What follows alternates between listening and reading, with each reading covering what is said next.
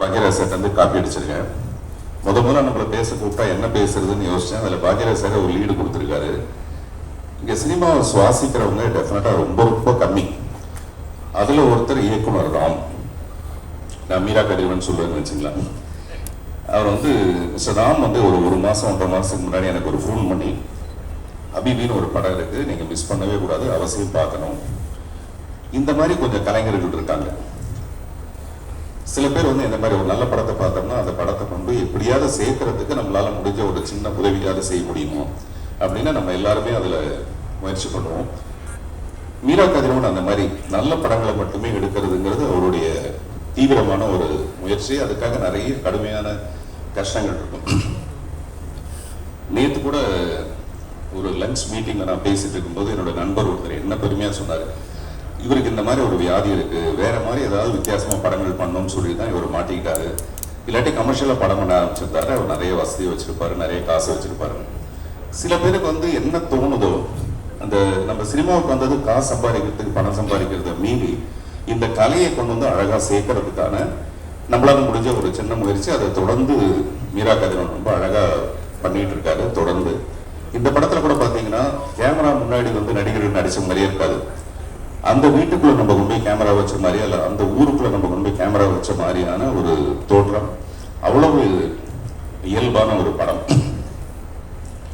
இந்த அன்பை பத்தி நான் சொல்லும்போது, இன்னைக்கு சாயங்காலம் நடந்த ஒரு நிகழ்ச்சி, தயாரிப்பாளர் ராஜன் அவர்கள் வந்து தற்கொலை பண்ணிட்டு இருக்காருன்னு ஒரு கேள்விப்பட்டு மனசு ரொம்ப ஒழுங்கி போச்சு. தேவைப்பட்டு கேட்டேன், என்ன சார் அவருக்கு ப்ராப்ளம்னு. அவர் சொன்னார், அவருக்கு வசதியெல்லாம் நிறைய இருக்குங்க, அவர் தனியாக ஒரு ரூமில் மட்டுமே இருப்பார், அவர் வீட்டுக்கெல்லாம் போகிறது இல்லைன்னு. ஒரு குறிப்பிட்ட வயசுக்கு அப்புறம் என்ன தேவைன்னா, அன்பான ஒரு பரிமாற்றம் வேணும். யாருக்கிட்டையாவது அன்பா 4 வார்த்தை பேசுறதுக்கான ஒரு வாய்ப்பு இருந்ததுன்னு வச்சுங்களேன், நிச்சயமா அவர் இந்த முடிவுக்கு வந்திருக்க மாட்டார். இன்னைக்கு வந்து சோசியல் மீடியாவில் இருக்கிற பிரச்சனைகள் வந்து ஒவ்வொருத்தரையும் நெருக்கி தள்ளி தற்கொலை பண்ணிக்கிற அளவுக்கு கொண்டு போய் தூண்டி விட்டுடுது. அப்படி இருக்க நேரத்தில் ஒருத்தருக்கு ஒருத்தர் அன்பு காட்டுறது ரொம்ப அவசியமான ஒரு விஷயம். இன்று நாளை கூட எனக்கு அது நல்லா ஃபீல் பண்ண முடியுது. அப்படி நமக்கு நம்மளே கலைஞர்கள் எல்லாரும் சேர்ந்து ஒரு அன்பு காட்டுறதா மீரா கதிரவனுடைய இந்த படம் வெற்றி அடையணுங்கிறது அவர் இன்னும் தொடர்ந்து நல்ல படங்கள் பண்றதுக்கான ஒரு நல்ல வாய்ப்பை ஏற்படுத்தி கொடுக்கும். சாம் சிஎஸ் வந்து இந்த படத்தோட ஒன்றிய நல்ல பாடல்களை கொடுத்துருக்காரு. மகேஷ் முத்துசாமி நான் சொன்ன மாதிரி இயல்பான ஒரு ஊரை நம்ம கிட்ட காமிச்சிருக்காரு. கஸ்தூர்ராஜா அவர்கள்கிட்ட நான் எதிர்பார்க்கவே இல்லை. நான் அவருக்கு ஒரு பெரிய நன்றி கடன் பட்டிருக்கேன். 1000ல் ஒருவன் ஒரு படம் வந்து எனக்கு கிடைச்சதுக்கான ரொம்ப முக்கியமான ரீசன் வந்து மிஸ்டர் கஸ்தூரிராஜா. எப்பவுமே ஒரு படத்தை நான் அக்செப்ட் பண்ணிக்கும் போது நிறைய அதில் ஏதாவது முரண்கள் இருக்கும், பிரச்சனைகள் இருக்கும். அதை எல்லாத்தையும் சரி பண்ணி அந்த படத்தில் என்னை நடிக்க வச்சதுக்காக நான் நிறைய அவருக்கு நன்றி கடன் பட்டிருக்கேன். இந்த படத்தில் ரொம்ப ரொம்ப இயல்பா தன் மனைவி கிட்ட எப்படி நடிப்பாரோ அந்த மாதிரி ரொம்ப இயல்பா நடிச்சிருக்காரு இந்த படத்துல. பாருங்க எவ்வளவு அர்த்த புஷ்டியா சிரிக்காங்க பாருங்க. கொஞ்சம் கூட மிகையாவே இல்லைங்க, அவ்வளவு யதார்த்தமா இருக்கு நடிப்பு. இதை விட வேற என்ன உதாரணம் சொல்றது எனக்கு தெரியல. ஸோ எல்லாமே ரொம்ப சிறப்பா இருந்தது. இன்னும் நிறைய பேர் இந்த படத்தை பத்தி பேச போறாங்க. அதுக்கிடையில எங்க வீட்டு பிள்ளை, நம்ம ஊர் பிள்ளை போய் எங்கேயாவது பெருசா சாதிச்சா நம்ம எப்படி பெருமைப்பட்டுக்கோமோ அந்த மாதிரி நம்மளுடைய மாண்புமிகு தமிழக முதல்வர் திரு விஜய் அவர்களுக்காக நம்ம இங்கிருந்தே ஒரு வாழ்த்து சொல்லணும்னு ஆசைப்படுறேன். என்ன காரணம்னா, அது வந்து ஒரு ஒன்மேன் ஷோ. தனிப்பட்ட ஒரு மனிதரா அவருக்கு அவ்வளவு பெரிய பக்கபலங்கள் எதுவுமே இல்லாம, அவர் மேல யாருக்குமே நம்பிக்கை இல்லாம, ஒரு தனி மனிதனுடைய நம்பிக்கை ஜெயிச்சு இன்னைக்கு இவ்வளவு தூரம் அவர் வரும்போது நான் வரவேற்றேன் அவரை. ஒரு கேரியரோட உச்சத்துல இருக்க ஒரு மனுஷன் 200 கோடியை விட்டுட்டு இங்க வராருன்னு பாராட்டணும்னு சொன்னேன். அதை பத்தின நிறைய எதிர்கருத்துக்கெல்லாம் இருந்தது. ஆனா இன்னைக்கு கேரியரோட உச்சத்துல இருந்து சிஎம் ஆகி இன்னைக்கு மத்தியானம் கேரியர்ல சாப்பாடு எடுத்துட்டு வர ஒரு அரசு ஊழியர் மாதிரி காலையில கரெக்டா 9:30 வராரு, சாயங்காலம் வரைக்கும் இருக்காரு. அதெல்லாம் ரொம்ப ஆச்சரியமா நிறைய பேருக்கு வந்து ஒரு பிரமிப்பா இருக்கும், அந்த 4 நாளைக்குள்ள இவ்வளவு பண்றாருன்னு. அவர் நிறைய பண்ணும். இப்ப கமல் சார் கூட பார்த்து ஒரு 6 விண்ணப்பங்களை கொடுத்திருக்காருன்னு சொல்றாரு. சிறுபான்மை மக்களுக்கு நிறைய நல்ல விஷயங்களை பண்ணணுங்கிறது அவருடைய எண்ணமா இருந்தா, இந்த சிறுபான்மை மக்கள் சினிமாவில் யாருன்னா இந்த சின்ன படங்கள் எடுக்கிறவங்க, நல்ல படங்களை ரிலீஸ் பண்றதுக்கு வாய்ப்பு இல்லாம நிறைய போராட்டம் இருக்கும். அப்படிப்பட்ட படங்களுக்கு வந்து இந்த அரசாங்கம் நிச்சயமா உதவணுங்கிறது நம்மளுடைய ஒரு அன்பான வேண்டுகோள். இந்த படத்தை கூட நேசம் ப்ரொடக்ஷன்ஸ் பண்ணியிருக்காங்கன்னு நினைக்கிறேன். நேசத்தை ப்ரொடியூஸ் பண்றதுதான் ரொம்ப கஷ்டம். நேசம் ப்ரொடக்ஷன்ஸ் வந்து இந்த படத்தை பண்றதுங்கிறது இந்த படத்தோட கருத்துக்கு ரொம்ப சரியான ஒரு விஷயம் நினைக்கிறேன். மீரா கதிரவனுக்கு மீண்டும் ஒருமுறை என்னுடைய அன்பான வாழ்த்துக்களும் பாராட்டுகளும். நன்றி. ரொம்ப ஒரு அற்புதமான ஒரு தருணம். இப்படி ஒரு படத்தை எடுத்து இந்த இடத்துக்கு கொண்டு வந்து நிறுத்துறது எவ்வளவு கடினமான ஒரு வேலைன்னு எனக்கு தெரியும். இங்கே எவ்வளவு பேர் கூடியிருக்கிறது மீராவுக்காக. நண்பா, காத்திருந்த காலமெல்லாம் ஒரு முடிவுக்கு வந்துருச்சுன்னு நினைக்கிறேன். இந்த படம் ஒரு மிகப்பெரிய வெற்றியை உங்களுக்கு கொடுக்கும், இறைவன் ஆசீர்வாதத்தில். ஏன்னா மீராவோட முதல் படத்துல வந்து பயணப்பட்டுக்கிட்டே இருக்கு. ஒவ்வொரு படைப்புலையும் ஏதோ ஒன்று நடந்துடும், ஏதோ ஒரு மேஜிக் நடந்துடும், நண்பன் ஜெயிச்சிருவான் அப்படின்னு சொல்லி ஆசைப்பட்டுக்கிட்டே இருக்கேன். இந்த படத்துல அந்த ஆசை நிறைவேறிடும் அப்படின்னு ஒரு நம்பிக்கை வந்திருக்கு. ரொம்ப மகிழ்ச்சி. ஒரு உணர்வு பூர்வமான ஒரு படைப்பை பார்த்த மாதிரி இருந்தது. ஏன்னா படம் நான் பார்க்கல, 2-3 முறை கூப்பிட்டாங்க, நான் இங்கே இல்லை. இந்த ட்ரெய்லர்ஸ் பார்த்ததுல, அந்த சாங் பார்த்ததுலேயே ரொம்ப ஒரு ஆழமான ஒரு அன்பை புதுக்கக்கூடிய ஒரு படைப்பாக தெரியுது. மீரா கதிரவன் இயக்குனர், சாம் சிஎஸ் இசை, படத்தோட பேர் ஹபீபி. சந்தோஷமா இருக்கு. ஒரு பெரிய தேசிய ஒருமைப்பாடு படைப்பிலே இருக்கு. இப்போ இந்த சமூகத்துக்கு தேவையான ஒரு படைப்பு அப்படின்னு நான் நினைக்கிறேன். என் தம்பி சாம் சிஎஸோட இப்போ ஒரு படம் ஒர்க் பண்ணிட்டு இருக்கேன். அப்படி ஒரு வேலைக்காரனை பார்க்கவே முடியாது. உனக்கு என்ன வேணும் அப்படின்னு கேட்டு என் முன்னாடியே இசையமைத்த ஒரு இயக்குனர். தம்பி வாழ்க, இன்னும் நிறைய கனவுகள் உங்களுக்காக காத்துட்டு இருக்கு. வாழ்த்துக்கள். அப்புறம் எங்க ஐயா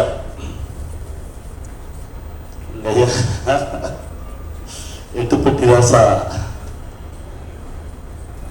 அப்பெல்லாம் கேசட்ல நீங்க சொல்லியிருப்பீங்க காட்சிகளை.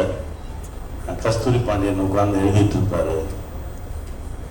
அப்புறம் நம்ம கண்ணன் கண்ணன் இருப்பான். உங்களுடைய உச்சரிப்பை கேட்டு வியந்துக்கிட்டே இருப்பேன். ஏன்னா இரவு மட்டும்தான் வருவேன் அலுவலகத்தில். உங்க அலுவலகத்தில் உங்களுக்கே தெரியாத ஒரு 3 மாசம் தங்கியிருந்தேன் நான். இசை வெளியீடு என்பது இசையமைப்பாளர் மற்றும் பாடலாசிரியருக்கான தினம். சாம் சிஎஸ் தன்னுடைய ஒவ்வொரு படத்திலும் தன்னை நிரூபித்துக் கொண்டே இருக்கிறார். யுகபாரதியின் பாடல்களை கவிதை போல் வாசிப்பதில் அலாதி நாட்டமுடையவன் நான். அவர்களுக்கு என்னுடைய பாராட்டுகளும் வாழ்த்துக்களும். பொதுவாக ஒரு படம் ரிலீஸ் ஆனதற்கு அப்புறம் இன்ஃப்ளூயன்சஸ் அதை பற்றி பேசுவது, அலசுவது என்பதெல்லாம் வேறு.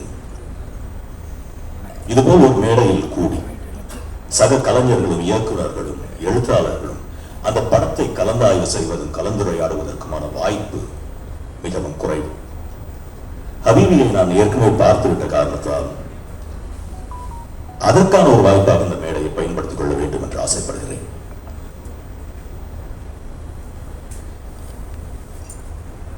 இந்திய சினிமாவின் வணிக கட்டமைப்பில் தொடர்ந்து ஏற்பட்டுக் கொண்டே வருகின்ற மாறுதல்களின் காரணமாக இயக்குநர்களும் கலைஞர்களும் தயாரிப்பாளர்களும் ஃபார்முலாக்களையும் ட்ரெண்டுகளையும் தொடர்ந்து ஓடக்கூடிய ஒரு அழுத்தத்திற்கு ஆளாகி கொண்டே இருக்கிறார்கள். ஆனால் இன்னொரு விதமான சினிமா உண்டு. அது நம் வாழ்வியலுக்கு மிக அணுக்கமாக இருக்கக்கூடிய சினிமா. நம் மனதை வருடக்கூடிய, தொடக்கூடிய, பாதிக்கக்கூடிய கதைகளை சுமந்து வரும் சினிமா என்பதை ஞாபகம் ஊட்டுகின்ற ஒரு படம் தான் ஹபீபி.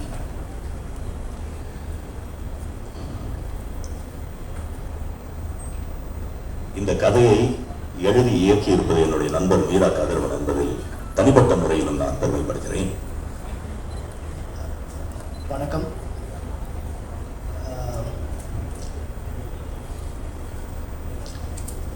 சில இயக்குநர்களை பார்த்தா எனக்கு ரொம்ப கொஞ்சம் வியப்பாக இருக்கும். ஏன்னா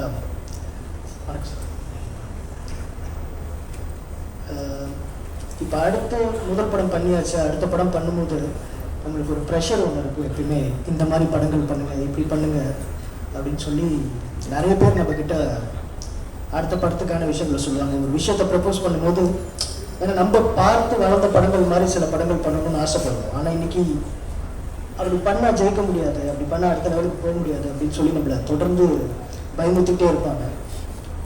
இன்னைக்கு இந்த விழாவுக்கு வர வரைக்கும் எனக்கு அந்த பயம் இருந்துகிட்டே இருந்தது. இந்த படத்தோட ட்ரெய்லர் பார்க்கும் பொழுது எனக்கு அவ்வளோ வியப்பாக இருக்குது. ஏன்னா அவ்வளோ என்ன சொல்கிறது, கிராஃப்ட் கம்மியாக இருக்கானா கிடையாது, ஃபிலிம் சென்ஸ் கம்மியாக இருக்கானா கிடையாது. அவங்களாம் நினச்சா என்ன வேணால் க்ரியேட் பண்ண முடியும், என்ன வேணால் எழுத முடியும். ஆனால் இப்படி ஒரு படம் தேவை அப்படின்னு அவங்கள வருத்திக்கிட்டு எடுத்து கொடுக்குற இயக்குநர்கள் இருக்கிற இந்த மேடையில் நான் நிற்கிறது எனக்கு ரொம்ப ரொம்ப பெருமையாக இருக்குது. ரொம்ப சந்தோஷமாக இருக்கேன் என்ன நீங்கள் கூப்பிட்டு இந்த இடத்துக்கு. அப்படி வந்தவங்களை நான் பார்க்கும் பொழுது நான் யாரெல்லாம் பார்த்து யார் மாதிரிலாம் படம் எடுக்கணும் அப்படின்னு யோசித்த அத்தனை இயக்குநர்களும் அத்தனை டெக்னீஷியன்ஸும் இங்கே இருக்காங்க. எனக்கு அவ்வளோ சந்தோஷமாக இருக்குது அவங்களோட இங்கே உட்காந்துட்டு இருக்குது. மீனாட்சி சாரோட ஸ்பீச்சுக்கு நான் ரொம்ப பெரிய ஃபேன். நான் அவர் எப்படி எவ்வளோ அழகாக பேசுவாரோ, எவ்வளோ கருத்துக்களை முன்வைப்பாரோ. இந்த படம் ட்ரெய்லர் பார்க்கும்போது ஒரு ஷாட் கூட தியேட்டருக்காகவோ வணிகத்துக்காகவோ எழுதின ஒரு ஃபீல் எனக்கு வரல. அந்த கதைக்கு என்ன தேவையோ அவர் என்ன சொல்லணும்னு நினச்சாரோ அது அவ்வளோ அழகாக ஒவ்வொரு ஃப்ரேம்லையும் பார்க்குறேன். ஒவ்வொரு ஃப்ரேம்லேயும் ஒரு மெனக்கடல் இருக்குது. இந்த படம் அவசியம், இந்த படம் தேவை அப்படின்ட்டு ஒவ்வொரு நிமிஷமும் எடுத்து அதை வெளியிட்ட ஒரு உணர்வு எனக்கு அவர் கடத்தியிருக்காரு. அவருக்கு ஒரு மிகப்பெரிய வாழ்த்துக்கள். ஏன்னா இன்னைக்கு இந்திய அரசியல் சூழ்நிலை இது மாதிரியான திரைப்படங்கள், ஒரு திரைப்படம்ன்றது ஒரு ஒரு ஒரு ஒரு சமூகத்துக்கு எவ்வளோ பெரிய ரெப்ரசன்டேஷன் கொடுக்கும், அது எவ்வளோ பெரிய தாக்கத்தை கொடுக்கும்ன்றதெல்லாம் நம்மளுக்கு தெரியும். இன்னைக்கு சூழலில் இது ரொம்ப முக்கியமான படம். இது கண்டிப்பாக வெளியில் வரணுன்றதுக்காக தான் எல்லோரும் வந்திருக்காங்கன்றது நல்லா புரிஞ்சக்கூடியது. அடுத்தது சாம் சிஎஸ் அவர்கள். சந்தோஷமாக பார்த்தேன், ரொம்ப பெருமைப்பட்டு ரசித்து சினிமாவில் முக்கியமான டேரக்டர்ஸ்லாம் இன்றைக்கி தான் நேரில் பார்க்குறேன். அதுக்கே ரொம்ப சந்தோஷம். மீரா கதிரவன் சார் என்னென்னா மாளவிகாவோட டெபியூட் மூவின்னு நான் போட்டுட்டேன் அறிமுக படம்னு சொல்லி. பட் அவங்களுக்கு இதுதான் முதல் படம். அப்போ இருந்து அந்த படம் பார்த்துட்டு என்கிட்ட ரொம்ப நல்லா பண்ணியிருக்கீங்கன்னு சொன்னாங்க சார். அதுக்கப்புறம் ராம் சாரை பார்க்க போகிற 2-3 விஷயங்கள், அவங்க ஆஃபீஸ் போகிறப்பெல்லாம் அங்கே சார் எடிட் பண்ணிகிட்டு இருப்பாங்க. எனக்கு அதுக்குள்ளேயே தான் இருந்தாங்க. ஸோ அப்போ இருந்து நான் மீனாகரன் சாரை பார்த்துட்டு இருக்கேன், இந்த ப்ராசஸையும் பார்த்துட்டு இருக்கேன். ரொம்ப அழகாக, ரொம்ப நிகழ வைக்கிற ஒரு படமாக இருக்கும், உணர்வுபூர்வமாக இருக்கும்னு நம்புகிறேன். எல்லாருக்கும் நன்றி, வணக்கம், வாழ்த்துக்கள். இந்த மாதிரி ரொம்ப நன்றி. மீரா கதிரவன் தோழருக்கு வாழ்த்துக்களை தெரிவிச்சுக்கிறேன். ஃபர்ஸ்ட் ஆஃப் ஆல் ரஞ்சித்க்கு நன்றி சொல்லிக்கிறேன். நாங்கள் 2 பேரும் எங்கள் நண்பர்கள் சம்மந்தப்படாத நிகழ்வில் இருக்கிறது இதுதான் முதல் தடவை. அவர் என்னோட நெருங்கிய நண்பராகவும் இயக்குனராகவும் இருக்காரு. நன்றி. எனக்கு இந்த படம் 2 விதத்தில் எனக்கு ரொம்ப இன்ஸ்பயர் பண்ணிச்சு. நான் ரொம்ப ஆச்சரியமாகவும் நெகிழ்ச்சியாகவும் இருக்கேன். ஃபர்ஸ்ட், நான் என்னோட வீட்டை கைத்தறி தான். அம்மா சைதாப்பேட்டை, அப்பா காஞ்சிபுரம் பக்கத்தில் ஒரு கிராமம். 2 இடத்துலையுமே சைதாப்பேட்டையில் 95, 96 வரையிலுமே தெருவில் பாவு போடுறதும் தறி நெய்யதும், ஈவன் அதில் ஷார்ட்ஸ் எல்லாம் அந்த நாடா பாவை கிராஸ் பண்ணுறதும் ராட்டில் சுற்றுறதும் ரோட்ல பாவ போறது, அதை பற்றி அவ்வளோ மைன்யூட்டாக டீட்டெயிலான ஷார்ட்ஸ் இருக்குது. ரேண்டமாக அதை டாக்குமெண்ட் பண்ணவே இல்லை. அது அந்த லைஃப்குள்ளே இருக்கும்போது அதோட நுவான்சஸ் என்னன்னு தெரியும். ரொம்ப பயங்கரமாக பண்ணியிருந்தாரு. எனக்கு அது முதல்ல ரொம்ப நெகிழ்ச்சியாக இருந்தது. இன்ஃபேக்ட் நான் லாஸ்ட் மந்த் ரஞ்சித்தோட பேசும்போது இது சம்மந்தமா இப்படி ஒரு ஒர்க்கு பண்ணணும் அப்படின்ற மாதிரி பேசிட்டு இருந்தேன்.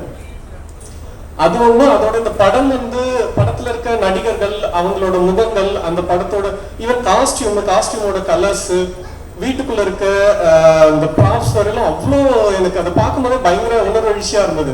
நம்ம இப்போ மலையாள படங்கள்ல நிறைய தொடர்ந்து டிகேட் ஆஃப்டர் டிகேட் முக்கியமான இஸ்லாமிய வாழ்க்கையா இருக்கட்டும், இல்லை கிறிஸ்டியானிட்டி பேஸ் பண்ண அந்த பின்புலத்துல இருந்து வர்ற மக்களோட வாழ்க்கை எந்த அரசியல் சார்ந்து பெரிய ஸ்டேட்மெண்ட்லாம் வைக்கணுன்ற அவசியம் இல்லாம ரொம்ப எளிமையா அழகா அவங்க பேசிட்டு போயிட்டே இருப்பாங்க. பயங்கர என்டர்டெய்னிங்கா இருக்கும்.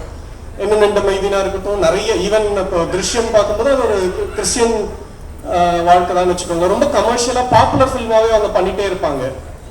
என்னோட அசிஸ்டன்ட் காசிம் அப்படின்னு சொல்லிட்டு ஆவடியில அவன் ஃப்ரெண்ட், அவன் என்னோட அசிஸ்டன்டாவும் ஒர்க் பண்ணான். நான் அவனோட எப்படி இருந்தாலும் ஒரு 2-3 மந்த்ஸ் இடையில ஒரு டைம் பேசும்போது அந்த ஒரு இது வந்துடும். அவன் ஒரு திரைக்கதை எழுதியிருக்கான், நல்ல திரைக்கதை அது. ஆனா இப்போ உன் லைஃப் இருக்குல்லடா, நீ உன்னோட லைஃப் ஒரு இஸ்லாமிக் பேக்ரவுண்ட்ல இருந்து வந்திருக்கு, அதை பத்தி அது ஒரு நல்ல ஒரு ஒர்க் பண்ணலாம் இல்ல, அதை நான் பண்றது அப்படிங்கிறத விட நீ பண்ணும்போது அது இன்னும் எவ்வளவு ஆத்தென்டிக்கா இருக்கும், ஒரு செலிப்ரேஷன் அப்படி ஒர்க் பண்ணலாம்ன்ற மாதிரி பேசிக்கிட்டே இருக்கும். எனக்கு இது இந்த ஒர்க் வந்து இவர் பண்ணியிருக்கிறது அப்படிங்கிறது வந்து ஐ திங்க் இது இவ்வளோ ரொம்ப நல்லா வந்திருக்கிறது அப்படிங்கிறது ஒரு ஒரு மிகச்சிறந்த ஆரம்பமாக இருக்கும்னு நினைக்கிறேன். இப்போ அடுத்த ஹபீபி வந்து ஒரு truly original film. Ram sir சொல்லி நாங்கள் இந்த படத்தை ஒரு ஸ்பெஷல் ஷோவில் பார்த்தேன். எனக்கு ஒரு ஃபஸ்ட்டு 10 நிமிஷத்துக்கு என்னடான்னா ஒரு ஈரானியன் ஃபிலிமை தமிழ் பேசிகிட்டு இருக்காங்க அந்த ஒரு ஃபீல் கிடச்சிச்சு. ஒரு 10 மினிட்ஸ்க்கு அப்புறம் தான் புரியுது நான் இந்த மாதிரி ஒரு சுச்சுவேஷனோ இந்த மாதிரி ஒரு கம்யூனிட்டிலேருந்து வந்த ஒரு ஃபிலிம் என் லைஃப்பில் நான் ஃபர்ஸ்ட் டைம் பார்க்குறேன். அதுவும் தமிழ் சினிமாவில் ஃபர்ஸ்ட் டைம் பார்க்குறேன். ஸோ அந்த என்டையர் சினாரியோவாக இருக்கட்டும், சீன்ஸாக இருக்கட்டும், அவங்க பேசுகிற விதமாக இருக்கட்டும், ஆக்டிங்காக இருக்கட்டும், எனக்கு எல்லாமே ஒரு 10 நிமிஷம் ஆச்சு. 10 நிமிஷத்துக்கு அப்புறம் வந்து I was so happy that Meera sir casted everybody who are newcomers. ஏன்னா எனக்கு வந்து எந்த ஒரு சாயலும் இல்லாமல் எந்த ஒரு பேகேஜும் இல்லாமல் எனக்கு அந்த வேர்ல்டுக்குள்ளே போக ஒரு சான்ஸ் கிடச்சிச்சு. and I'm so happy that the film has been so beautifully made. ஏன்னா இந்த மாதிரி ஒரு ஃபிலிமுக்கு இந்த மாதிரி ஒரு குவாலிட்டியும் இந்த மாதிரி ஒரு ஸ்கேலையும் கொடுத்த ப்ரொடியூசர்ஸ்க்கும் all the techniciansக்கும் and I'm so happy that Romeo Pictures is distributing the film. அவங்க ரொம்ப நல்ல ஃபிலிம்ஸ் எல்லாம் டிஸ்ட்ரிபியூட் பண்ணியிருக்காங்க. அதே மாதிரி மீரா கதிரவன் சார், நீங்கள் வந்து என் படத்துக்கும் எனக்காக நீங்கள் வந்து பேசி எனக்கு நீங்கள் சப்போர்ட் கொடுத்துருந்தீங்க.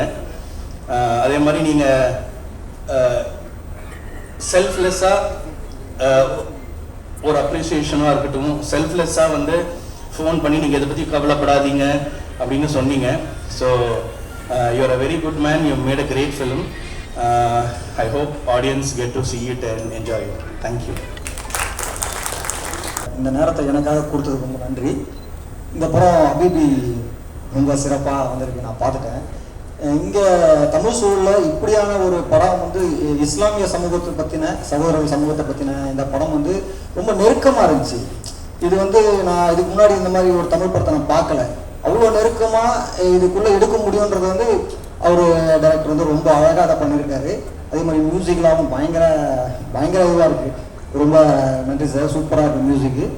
இந்த படம் கண்டிப்பாக வந்து ஒரு பெரிய படமாக இருக்கணும். ஏன்னா இந்த மாதிரியான படங்கள் தேட்டராக போகிறதுன்றது வந்து ரொம்ப முக்கியம்.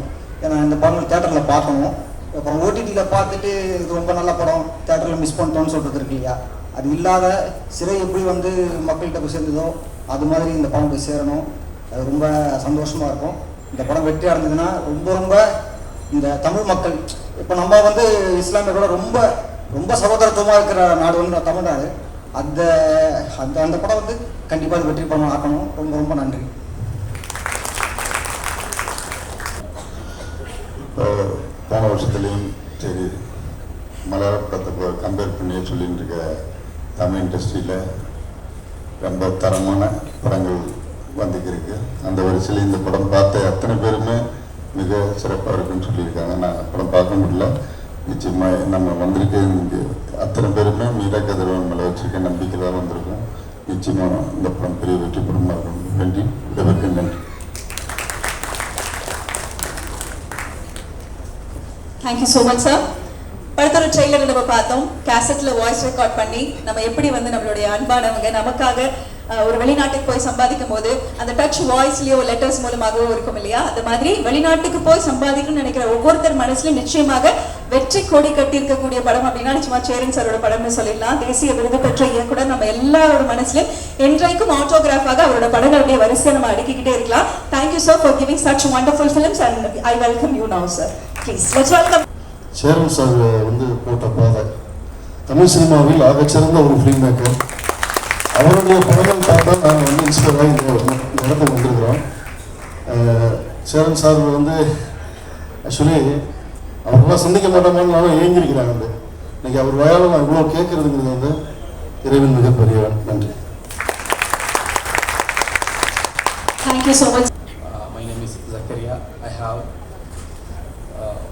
2 movies, Sudani from Nigeria and Halal Love Story. And I feel I am honored here because part of this function in front of the great filmmakers from Indian movies. when I watched the movie Habibi, Meera sent me the Vimeo link, and we had a long discussion about the movie, and I shared all my feedbacks. Apart them, when I start to watch the movie, as Charan sir said, I just feel like it's kind of changing something. I went to that 20 years before, like when I still remember that I went to watch the movie to the theater Subramaniapuram with my friend, and the friend said to me that it's not feel like a Tamil movie, it's feel like something else. And after that, after watching the movie, we know that it's a face change of Indian movie Subramaniapuram, and also I grew up watching Tamil movies because it is most available movies in our theater than Bollywood movies. I inspired, a lot of filmmakers are here, I inspired from like Amir Sultan sir. I read an interview which is published in Madhrubhumi Weekly. It's a detailed interview at that time, and I went to watch the movie Parithiveeran in the theater, and also it was my wish list to meet Charan sir, because Autograph is my favorite, still my favorite movie, because at that time my college period, also I'm in the romantic time of my college period, that's why it's more connected to me. And Malayalam movies and Tamil industry are nowadays, before also working correlated, because we always feel like brothers and sisters, we are neighbors, and Malayalam actors are acting in Tamil movies, and Tamil actors working in Malayalam movies. Like, and whenever we need a strong revolutionary character, we the Malayalam producers and directors we can call Samuthragani sir. Still we have a revolutionary face, the Samuthragani sir is there, and yeah. இந்த மேடையில் நிற்கிறதுக்கு நான் பார்த்த மிகச்சிறந்த படங்கள் தமிழில் அப்படின்னு பார்த்தா ஹபிபி நிச்சயமாக முதலிடத்தில் இருக்கும். எனக்கு ரொம்ப ரொம்ப மகிழ்ச்சியாக இருக்குது.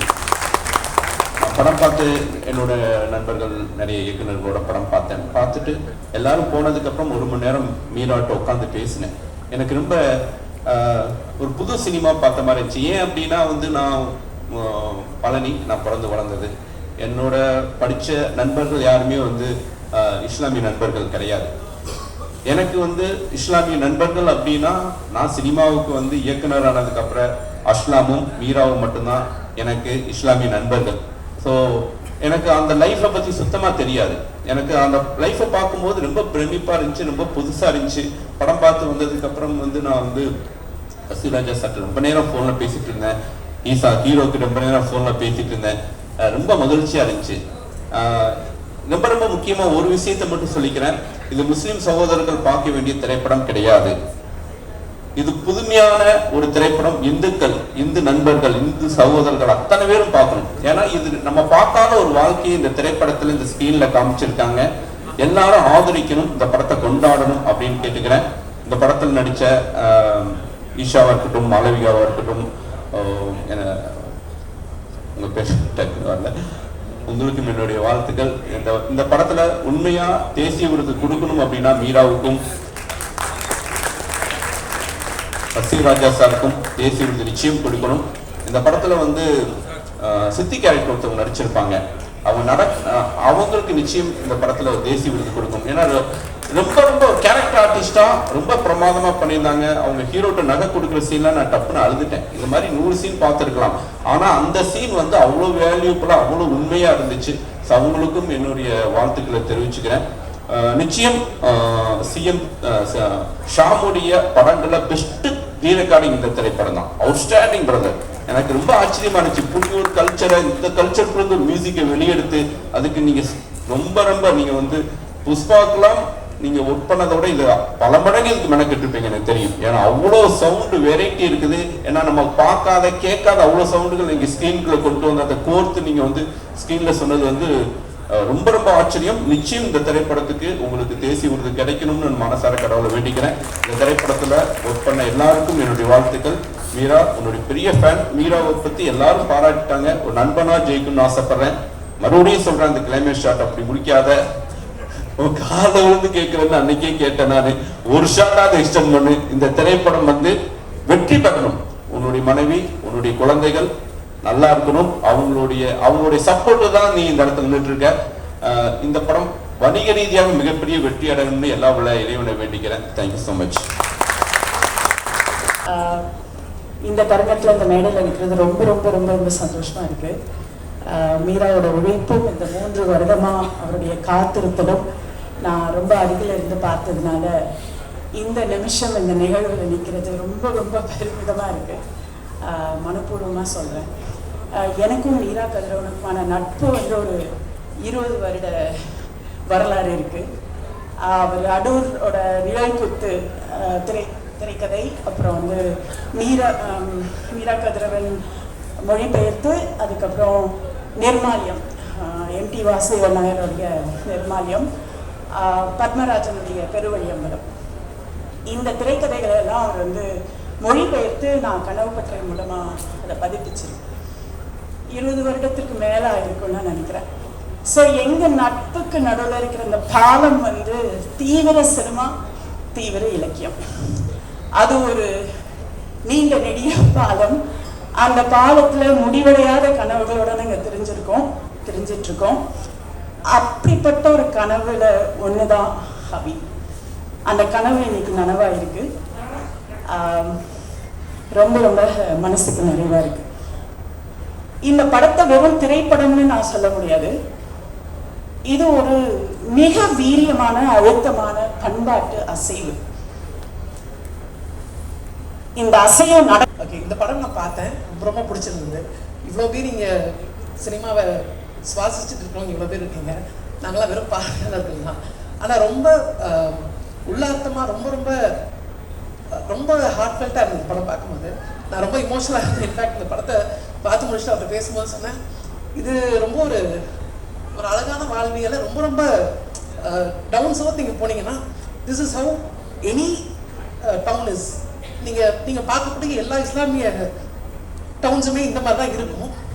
அப்படிப்பட்ட ஒரு வாழ்வியல் ரொம்ப ரொம்ப அழகாக சொல்லியிருந்தாரு. அண்ட் நிறைய இடங்கள்ல வந்து அந்த பெண்களை பற்றி பேசுகிற விஷயங்கள் வந்து ரொம்ப இமோஷனலாக இருந்தது. ஸோ அண்ட் அந்த 2 எக்ஸ்ட்ரீம் இருக்கும்ல. ஒன்று வந்து you talk about women as in like அந்த புரட்சி அப்படின்னு பேசக்கூடிய ஒரு விஷயம் இருக்கும். இன்னொரு சைடில் யூ பேசிக்லி வந்து நம்ம வந்து அதை ரொம்ப கேஷுவலாக சொல்லிட்டு போகிற ஒரு ஸ்பேஸ் இருக்கும். இது ரொம்ப ரொம்ப கேஷுவலாக இருந்தது. ரொம்ப பிடிச்சிருந்தது படம். ஸோ இன்னைக்கு அதுக்காக தான் வந்தோம். So all the best Meera Kathiravan sir. இந்த படம் கண்டிப்பாக வெற்றி பெறும். ஏதோ ஒரு வகையில் நான் என்னை ரொம்ப இன்ஸ்பயர் பண்ண டேரக்டர்ஸ் இன்னைக்கு வந்து அவங்களுடைய பிஸியான ஷெட்யூலில் இந்த படத்துக்காகவும் எனக்காகவும் இந்த படத்தை நடிச்சிருக்கக்கூடிய யங்ஸ்டர்ஸ் நிறைய நியூ கமர்ஸுக்காக இது அவங்களுடைய பிஸியான டைமில் இங்கே வந்து அவங்க எல்லாருக்காகவும் ப்ளஸ் பண்ணுறது வந்து ரொம்ப நன்றி. இந்த ஆடியோ வந்து இருக்கக்கூடிய எல்லா பெரிய இயக்குநர்களும் வெளியிடணும், திரை ஆளுமைகள் சேர்ந்து வெளியிடணும்னு நான் விரும்புகிறேன். Saran sir, Ameer sir, Samuthirakani sir, Vetrimaaran sir, Mysskin sir, Ranjith, Sakkariya sir, Kasthuran sir, Arumani sir, Sambu Vinoth சொன்னாங்க.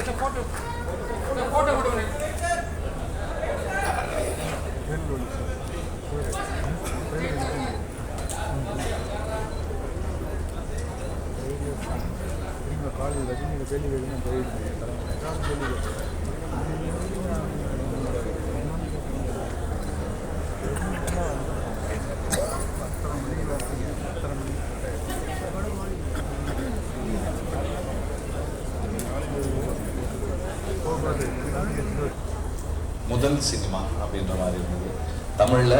இந்த ஸ்பேஸில் ஒரு ஃபில்ம் இது வரைக்கும் நம்ம பார்த்ததில்லை. நம்ம ஒரு ஒரு முஸ்லீம் ஹவுஸ் ஹோல்டுக்குள்ள இந்த இவ்வளவு நுட்பமான ஒரு ஒரு ஜெனரேஷனல் டிஃப்ரென்சஸையும்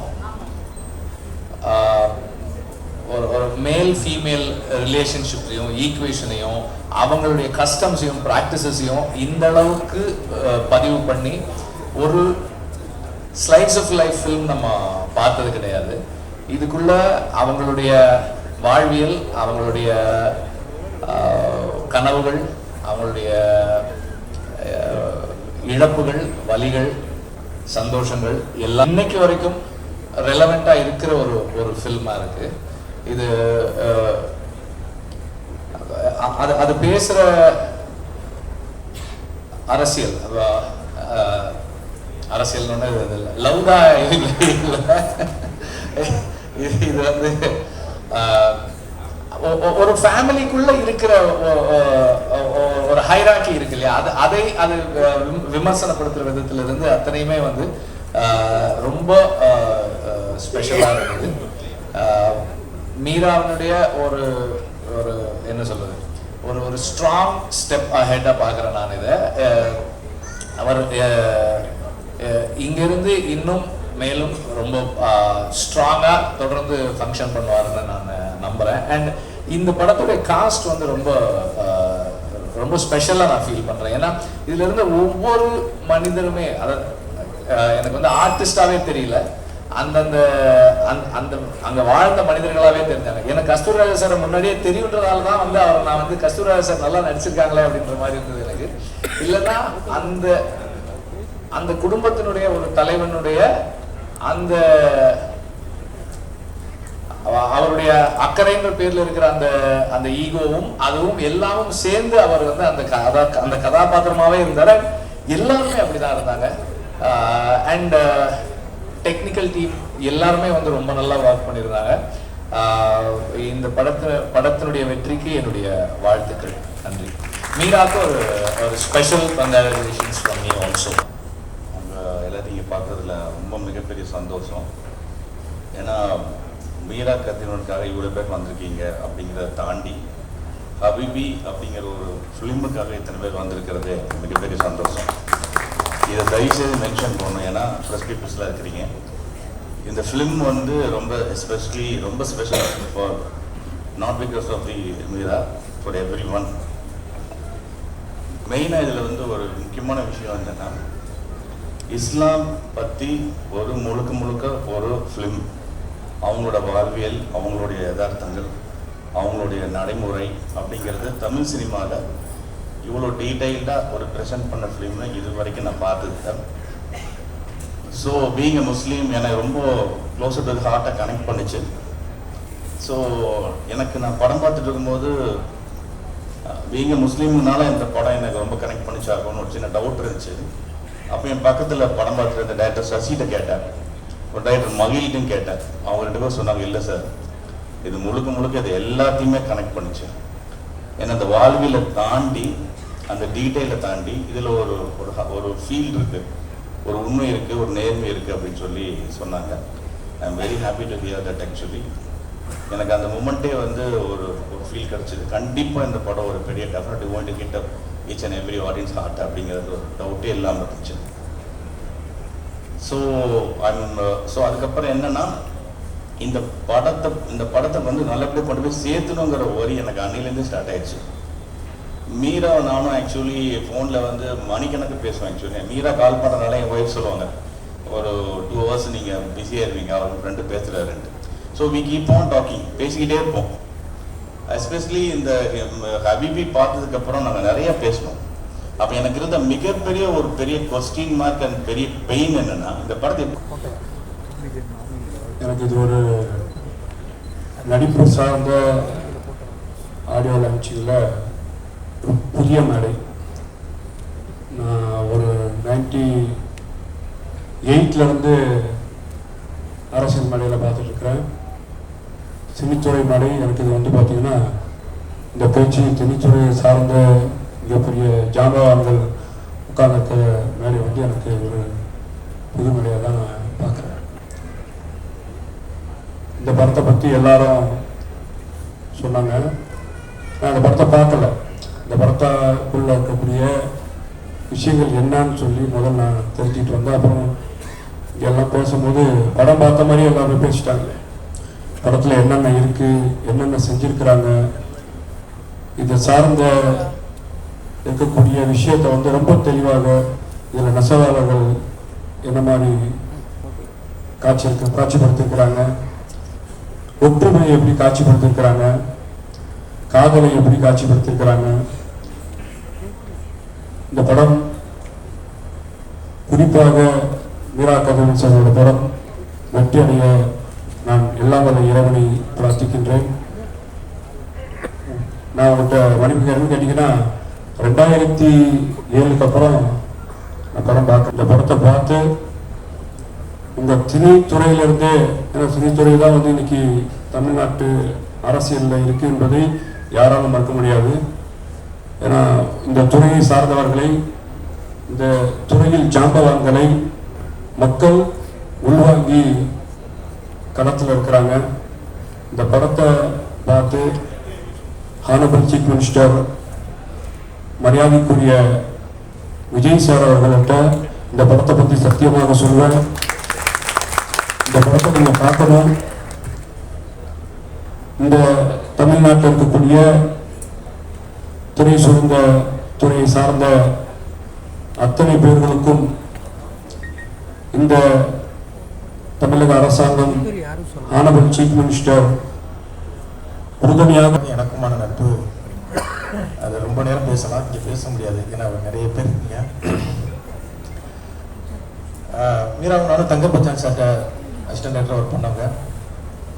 அது எப்படின்னா அந்த ஃபோன்லாம் வந்ததில்லை, அந்த ஃபோன் வாங்குறதுக்கு எனக்கு அவனுக்கு ஒரு பெரிய கதை இருக்குது. அது ஒரு செகண்ட்ஸில் தான் அந்த ஃபோன் வாங்கணும், அதுக்கு ஒரு பெரிய கதை இருக்குது. அப்போ வந்து கால் பண்ணும்போது காசு அதிகமாக இருக்கும். அவனுக்கு நான் மிஸ்டு கால் கொடுப்பேன், அவன் எனக்கு மிஸ்டு கால் கொடுப்பான்.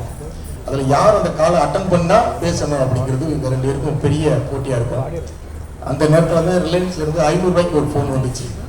எவ்வளோ வேணாலும் அன்லிமிட்டில் பேசிக்கலாம் அப்படின்னு சொல்லி பாரதின் ரவன் சார் எங்கள் அசோசியேட் டைரக்டர், அவருக்கு அந்த ஃபோன் கிடச்சிருச்சு. அப்போ தான் அவர் தான் எங்களுக்கு அப்போ வந்து ஒரு தெய்வம். எப்போ வருவார் ஃபோன் பேசலாம் அப்படின்னு நானும் அவன் இதுவாக இருப்போம். அந்த தென்றல் படம், அது படம் அந்த ஆஃபீஸில் தான் 2 பேருமே ஆஃபீஸ்லேயே தங்கிட்டான். ஏன்னா 2 பேருக்குமே இருக்கிறதுக்கு இடம் இல்லை. தங்கியிருந்த இடத்துல 2 பேருமே வட்டி விட்டாங்க. ஏன்னா 2 பேருமே கொஞ்சம் அதிகமாக பேசுவோம்னு வச்சுங்களேன். மீரா என்னை விட அதிகமாக பேசுவான், நல்ல ஊர்மை பேசுவார். அப்போ வந்து அந்த ஆஃபீஸில் வந்து கீழே வந்து லிங்குசாமி சாருடைய ஜி படம், மேலே வந்து அமீர் சாருடைய ராம் படம், நடுவில் எங்கள் படம் தென்றல். அப்போ தான் அமீரன் எல்லாம் பார்ப்போம். அவர் மேலேருந்து அப்படியே ஸ்டைலில் ஒரு கையை விட்டு வருவார் கீழே. எங்களெல்லாம் பார்ப்பாங்க, எங்கெல்லாம் எதுக்கு சினிமா பண்ணாங்கிற மாதிரியே பார்ப்பாங்க. அவருக்கு பின்னால் சசிகுமார் சார் வருவார், அவரெல்லாம் எங்களை முறைக்கிற மாதிரியே பார்ப்பாரு. அப்படி ஒரு காலகட்டத்தில் தான் நானும் வரணும் அங்கேயே தங்கி 2 பேருக்கும் சண்டை வந்துருச்சுன்னா ஆளுக்கு ஒரு ரூமில் போய் தங்கிக்குவோம். அப்படி எனக்கும் அவருக்கு நட்பை பற்றி நிறைய பேசலாம், நிறைய சினிமாவை பேசியிருக்கோம், நிறைய இலக்கியங்களை பேசியிருக்கோம். எனக்கு ரொம்ப ஆச்சரியம் கிடையாது, எனக்கு தெரியும். எப்படியும் 7 மணிக்கெலாம் வந்துடுறா அப்படின்னா 8:30க்கு போனாலும் ஒரு பெரிய கூட்டம் இருக்கும். ஏன்னா இவன் வேலை பார்த்ததை விட ராமு பெரிய வேலை பார்த்துக்கிட்டே இருந்தான், நீ வந்துருந்தான். அதனால எத்தனை மணிக்கு போனாலும் நமக்கு பேசுறதுக்கு மைக்கு கிடைக்கும் அப்படிங்கிற ஒரு நம்பிக்கையில் தான் இந்த இடத்துக்கு வந்தேன். உங்களை கூட்டத்தை பார்க்கும்போது மீரா 4 வருஷம் ஆச்சு நீ படம் பண்ணி, அதனால உங்களை கூட்டத்தை பார்க்கும்போது சந்தோஷமா இருக்குது. இதுதான் நீ பெருசாக சம்பாதிச்சது. இத்தனை இயக்குநர்கள், முக்கியமான அத்தனை இயக்குநர்களும் வந்திருக்காங்க. கண்டிப்பாக இந்த படம் உங்களுக்கு மிகப்பெரிய வெற்றி படமாக அமையணும்னு நான் நினைக்கிறேன். நானும் இந்த படத்தை பார்த்தேன், ரொம்ப நல்ல படம். எல்லாருமே பேசியிருப்பாங்க, நானும் பேசும்போது அது ரிப்பீட்டாக தான் இருக்கும். கண்டிப்பாக இந்த படத்தை எல்லாரும் குடும்பத்தோடு போய் பாருங்கள். இவ்வளவு பெரிய இந்த கல்ச்சரை, இந்த மக்களுடைய வாழ்க்கையை, இந்த மக்களுடைய வழியை, இந்த மக்களுடைய யதார்த்தத்தை அவ்வளவு அழகாக பதிவு பண்ணியிருந்தான். ரொம்ப ரொம்ப பிடிச்ச ஒரு படம். நானும் சுசீந்திரனும் தான் இந்த படத்தை பார்த்தோம். 2 பேருமே வெளில வரும்போது கண் கலங்கி போய் தான் நாங்கள் வந்தோம். அப்படி ஒரு படம். அந்த படம் பண்ணும்போது கஸ்தூரி ராஜா சார் தான் மெயின் கேரக்டராக பண்ணுறாரு அப்படின்னு சொன்னாங்க. ஏன்டா தேவையில்லாத வேலை அப்படின்னு இந்த வார்த்தை அப்படியே சொன்னேன். ஏன்டா வேறு ஆர்டிஸ்ட்லாம் கிடைக்கலையா அப்படின்னு. படம் பார்க்கும்போது சார் இந்த கேரக்டர் தவிர வேறு யாருமே பண்ணியிருக்க முடியாது. அவ்வளோ அழகாக அந்த கேரக்டரை ரொம்ப அழகாக பண்ணியிருக்கீங்க. உண்மையிலே ரொம்ப நல்லா இருந்தது. அதே மாதிரி அது நினச்ச எல்லாருமே எனக்கு நான் அதுவும் இல்லை, ஆனால் எல்லாருமே அவங்கவுங்க எல்லாருமே அந்தந்த கேரக்டர் அவங்க எல்லாருமே அவ்வளோ சூப்பராக அற்புதமாக அழகாக பண்ணியிருந்தாங்க. எல்லாருமே அவங்க எல்லாருக்கும் அத்தனை பேருக்கும் வாழ்த்துக்கள். அதே மாதிரி சாம் சார் உங்கள் படத்தில் இருந்து டோட்டலாக வேறு மாதிரி இருந்தது. ஏதோ ஒரு அரபிக் மியூசிக் பண்ணுறது மாதிரியே இருந்தது. இந்த படத்தை வந்து அவ்வளோ அழகாக பண்ணியிருந்தீங்க. உங்களை பற்றி கேட்கும்போது நான் ஒரு மேடையில் சொன்னது, ஒரு மேலே சொன்னேன், வாரம் உங்கள் படம் வந்து சார் அப்படின்னா அது சந்தோஷமாக தான் சொன்னேன். ஏன்னா ஒரு வருஷத்துக்கு 4 படம் பண்ணுற மியூசிக் டேரக்டருக்கு எஃப்எம்எஸ்க்கு ஒரு ஆர்ஆரும், தமிழ்நாடு இந்தியாவுக்கு ஒரு ஆர்ஆர் தான் வருது. அந்த மாதிரி தான் மியூசிக். அதை கடைசி 5 நாள் தான் வேலை பார்ப்பாங்க. ஆனால் நீங்கள் வாரம் வந்தாலும் அவ்வளோ சமுத்திரக்கு சொன்னார், நான் சந்தித்த மியூசிக் டேரக்டர்ல சிறந்த மனிதன் தான் அப்படின்னு சொன்னார். அண்ணா அப்படி வார்த்தைலாம் சொல்ல முடியாது சொன்னீங்கல்ல. விஜய் மில்டன் நீங்கள் எங்கிட்ட சுற்றி வேலை பார்த்தாலும் என்னுடைய ஃப்ரெண்ட் சர்க்கிள் தான் இருக்கும். விஜய் மில்டன் சார் இதே வார்த்தையை சொன்னார், உழைப்பாளிடா அப்படின்னார். மீராக்காரா சொன்னேன், மாப்பிள்ள நான் பண்ணுற டார்ச்சருக்குலாம் மற்ற மியூசிக் டேரக்டர்னா ஓடி பண்ணார், அவன் அவ்வளோ இது பண்ணுறான் அப்படின்னு சொல்லி அவ்வளோ பெருமையாக அவளை பற்றி பேசிட்டே இருப்பாங்க. சந்தோஷமாக இருக்குது. ஏன்னா உடனே அந்த மியூசிக் கொடுத்து அந்த ஒரு டேரக்டரோட சேர்ந்து வேலை பார்க்குறதுக்கு இன்றைக்கி ரொம்ப கம்மியாக இருக்காங்க. அதே மாதிரி மகேஷ் முத்துசாமியுடைய ஒளிப்பதிவு மிக அற்புதம். சார் இருக்காரா இல்லைன்னு தெரில, நான் சந்தித்த கேமராமேனில் மிக அற்புதமான மனிதர். இன்னைக்கு நானும் மிஸ்கின் சார் இருக்கு. அவங்கெல்லாம் கோச்சிக்க போகிறாங்க. பட் இனிமே நான் ஷார்ட் அண்ட் ஸ்வீட்டாக சொல்லிடுறேன். Love it. ஒவ்வொரு சீனுமே உயிர்ப்பாக இருந்ததுல நான் பார்க்கும்போது I like it so much. I set நீங்கள் இதுக்கு ஏதாவது பப்ளிசிட்டி பண்ணும்போது தயவு செஞ்சு எனக்கு கூப்பிடுங்க, நான் வந்து அதை பற்றி பேசுகிறேன்னு. அது எனக்கு ரொம்ப ரொம்ப ரொம்ப ரொம்ப ரொம்ப பிடிச்சது வந்து அந்த ending. So beautiful, so poetic. நீங்கள் அதை கண்டிப்பாக பார்க்கணும். Thank you so much sir. சமாதானம் உண்டாகட்டும். இது ஒரு வழக்கமான திரைப்பட அறிமுக விழாவோ அல்லது வழக்கமான ஒரு திரைப்பட இசை வெளியீட்டு விழாவோ இல்லை. உங்கள் எல்லாருக்கும் இந்த விழா எந்த உணர்வை கொடுக்குதுன்னு தெரியல. மிஸ்கின் என்னை பார்க்கலாம், ஆனால் ரொம்ப நேரம் பேச மாட்டேன். ஆனால் எனக்கு வந்து ஒரு புது வகையான உணர்வை கொடுக்குது. காரணம் என்னென்னா, ஒரு சமூகத்தில் வந்து திரைப்படம் என்பது நான் நிறைய நேர்காணல்களில் சொன்னது, இந்த விழாவில் அதை சொல்கிறேன். ஒரு சமூகம் வந்து திரைப்படம் என்பதை ஒதுக்கி வைத்திருந்த ஒரு சமூகம். இஸ்லாமிய சமூகம் என்பது திரைப்படத்தை ரொம்ப தூரமாக, வாழ்வியலிருந்து தூரமாக வச்சுருந்தாங்க. அப்படிப்பட்ட ஒரு சமூகத்தை சேர்ந்த ஒரு திரைப்படத்தை இங்கே படமாகி கொண்டு வந்து நிறுத்தியிருக்கிறத தாண்டி அந்த விழாவில் அந்த சமூகத்தை சேர்ந்தவர்கள் நிறைய இங்கே உட்கார்ந்துருக்கிறது இருக்குல்ல, அதை தான் முன்னாடி பேசின நண்பர் சொன்னார். இந்த இடத்துக்கு வர்றதுக்கு நம்ம லீனா சொல்லும்போது 100 வருஷம் ஆகிருக்கு இந்த இடத்துக்கு வர்றதுக்கு அப்படின்னாங்க. அது ரொம்ப முக்கியமானதாக பார்க்குறேன் நான். ஹபீபின்ற வார்த்தைக்கான அர்த்தம் வந்து காதல், அன்பு, நேசம் அப்படின்றதெல்லாம் இருக்குது. இப்படி ஒரு திரைப்படத்தை எடுக்கணும் அப்படின்னு சொன்னால் அந்த வாழ்க்கையை வாழ்ந்தவனால தான் எடுக்க முடியும். அந்த வாழ்க்கையை கண்ணால் பார்த்தவங்கனால தான் எடுக்க முடியும். வேறு யாருனாலையும் எடுக்க முடியாது. அப்படி ஒரு திரைப்படத்தை எடுத்துருக்காரு. இதற்கு முன்னால் தமிழ் சினிமாவில் ஒரு இஸ்லாமிய பின்னணி கொண்ட ஒரு கதையை எடுத்திருந்ததில் மிக முக்கிய பங்கு வச்சது. இங்கே நிறைய பேர் அதை சொல்லாமல் விட்டுட்டாங்களேன்றது எனக்கு வருத்தம். ஆனால் நானும் சொல்லாமல் போகக்கூடாது. என்னுடைய அன்பு சகோதரன் சேரன் தான் அது ரொம்ப முக்கியமான காரணம். அவருடைய திரைப்படம் வந்து பொக்கிஷம் வந்து ரொம்ப முக்கியமான ஒரு திரைப்படம். அந்த நாகூர்ன்ற ஊருக்குள்ள அந்த வாழ்வியல் எப்படி இருக்குன்றத அச்சு அசலாக மிகச்சிறப்பாக பண்ணியிருந்தாரு. ஒரு முழுமையான திரைப்படமாக வர முடியலை. திருமணம் என்னும் நிக்கா வந்து அனீஸ் பண்ணியிருந்தார் ஒரு படம். அது கொஞ்சம் வேற, அது வாழ்வியலுக்குள்ளே போகலை.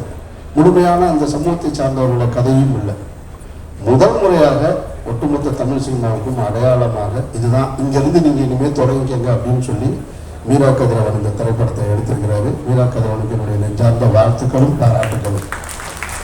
இதை ஏன் நான் இந்த இடத்துல அழுத்தமாக நான் பதிவு பண்ண வேண்டியது இருக்குது அப்படின்னு சொன்னால், இதில் 2 விஷயம் இருக்குது. இங்கே பேசிய அனைத்து பேருமே வந்து ஒரு இஸ்லாமிய பின்னணி கொண்ட படம், இஸ்லாமிய வாழ்வியல்னு சொல்லிக்கிட்டு இருக்கிறதுல எனக்கு உடன்பாடு கிடையாது. அதான் இப்போ ரஞ்சித் சார் பக்கத்தில் சொல்லிட்டு இருந்தாரு. தமிழ் சமூகத்தில் சொல்ல மறந்த ஒரு சமூகத்தோட கதை இது. தமிழர்கள் தான் அவங்க. தமிழர்கள்லேயே இஸ்லாமியர்களை தனியாக பிரித்து வச்சிருக்கிறதுன்றது தான் ரொம்ப ஏற்புடையது இல்லாமல் இருக்கு. இப்போ என்னை போன்றவர்களுக்கு வந்து இந்து சகோதரர்களோட நிறைய பரிச்சயம். நான் பார்க்காத திருவிழாக்கள் கிடையாது, போகாத விழா கிடையாது. எந்த விழா கேட்டீங்கன்னாலும் எல்லாம் தெரியும். மீனாட்சி கோவிலில் எத்தனை பூஜை நடக்குதுன்னு கேட்டிங்கன்னா எனக்கு தெரியும். ஆனால் அவ்வளவு நெருக்கமாக நான் பழகியிருக்கேன். ஆனால் ஒரு இந்து சகோதரன் இஸ்லாமிய வீட்டில் பழகி இருந்தாலும் அது ஒரு வெளிப்படையாக ரொம்ப மேம்போக்காக நின்றுருக்கிறது மாதிரியான ஒரு தோணும். அவங்களுக்குள்ள என்ன வாழ்வியல் இருக்குன்னு. ஏன்னா இந்த சமூகம் கட்டமைச்சிருக்கக்கூடிய இஸ்லாமியர்கள் என்னன்னா, ஒரு 100 வருஷ சினிமாவில் என்னவா இருந்தது அப்படின்னு பார்த்தீங்கன்னா, ஆரம்ப காலகட்டத்தில் படத்தில் ஒரு சாம்பிராணி போடுற பாய் ஒருத்தர் வருவார். அப்புறமா என்னன்னு பார்த்தீங்கன்னா கைக்கடை பாய் ஒருத்தர் இருப்பார். அப்புறம் அது தாண்டி என்னவா இருந்துச்சுன்னு சொன்னால், இந்த கமர்ஷியல் திரைப்படங்களில் துபாயிலேருந்து ஷேக் வருவார்.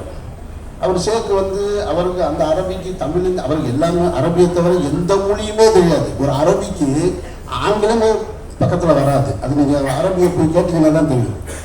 அவர் அங்கேருந்து வந்து இங்கே தமிழ்நாட்டில் என்ன பண்ணுறாருன்னா, நிம்மில் பொண்ணு தர்றான், நம்ம தங்கம் தர்றான் அப்படின்பாரு. இந்த கொடுமையெல்லாம் பார்த்து வளர்ந்துருக்கோம் நம்ம. எனக்கு தெரியும் இந்த அரபிக்கு எதுவுமே தெரியாது. பொண்ணுக்காக வர்றாரு. அரபிக்குன்னா பொண்ணுக்காக தங்கத்தை எடுத்துட்டு வந்து இங்கே வந்து பொண்ணை வாங்கிட்டு போகிறார். இவ்வளவுதான். அப்புறம் 90களுக்கு பின்னாடி நடந்த நெசவாளர்கள், திருநெல்வேலி பக்கத்தில் இருக்கக்கூடிய நெசவாளர்களை பற்றிய வாழ்வியல் இது. ஏன்னா நெசவாளர்கள் அப்படின்னு சொன்னால், இப்போ நான் மதுரையை சேர்ந்தவன், சௌராஷ்டிர சமூகத்தை சேர்ந்தவர்கள் தான் நெசவாளர்களாக இருப்பாங்க. பெரும்பான்மையாக இருக்கிறவங்க, மதுரையில் பெரும்பான்மை சமூகமாக இருக்கிறவங்க அவங்க தான் நெசவாளர்கள். நான் இங்கே தான். எல்லா படத்துக்கும் அப்படி ஒரு சிறப்பு கிடைச்சிடாது.